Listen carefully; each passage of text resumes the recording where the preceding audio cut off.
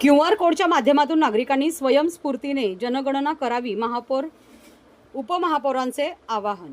ठाणे महापालिकेच्या माध्यमातून जनगणना 2027च्या पहिल्या टप्प्यातील स्वगणना प्रक्रियेचा शुभारंभ राज्याचे उपमुख्यमंत्री एकनाथ शिंदे यांच्या हस्ते महापालिकेतील नरेंद्र बल्लाळ सभागृहात करण्यात आला।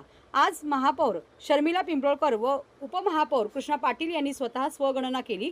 यावेळी त्यांनी जनगणना ही महत्त्वाची असून नागरिकांनी स्वयंस्फूर्तीने QR कोडच्या माध्यमातून स्वगणना करून प्रशासनाला सहकार्य करावे असे आवाहन त्यांनी यावेळी केले।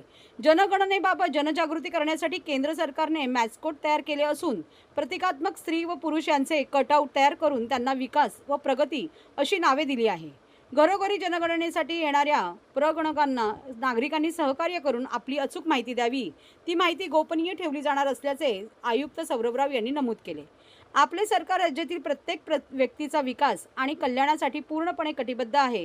हे साध्य करण्यासाठी विश्वसनीय आणि अचूक आकडेवारी हेच आपले सर्वात प्रभावी साधन आहे। आपणच माहितीच आहे की जनगणना 2027च्या पहिल्या टप्प्यातील स्वगणना दिनांक 15 मे 2026 पर्यंत सक्रिय राहणार आहे। याबाबत ठाणे महापालिकेच्या मुख्यालय स्तरावर मदत कक्षाची निर्मिती करण्यात आली असल्याचे सहाय्यक आयुक्त सचिन बोरसे यांनी नमूद केले। तसेच शहरात विविध ठिकाणी QR कोड लावण्यात आले असून QR कोड स्कॅन केल्यानंतर येणारी सर्व माहिती नागरिकांनी भरून स्वगणना करावी व स्वगणना केल्यानंतर नागरिकांना प्राप्त होणारा क्रमांक हा जनगणनेसाठी घरी येणाऱ्या प्रगणकांना द्यावा असेही श्री बोरसे यांनी नमूद केले।